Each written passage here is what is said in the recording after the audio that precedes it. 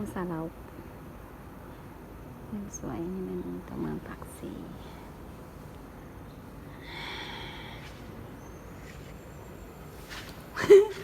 หนังมาแล้ว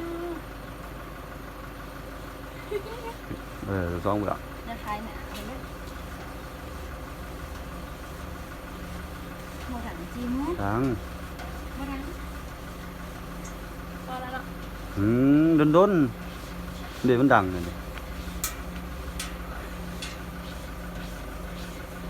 โมดังเลยอายดิเดี๋ยวเลยนะพอแล้วเนาะ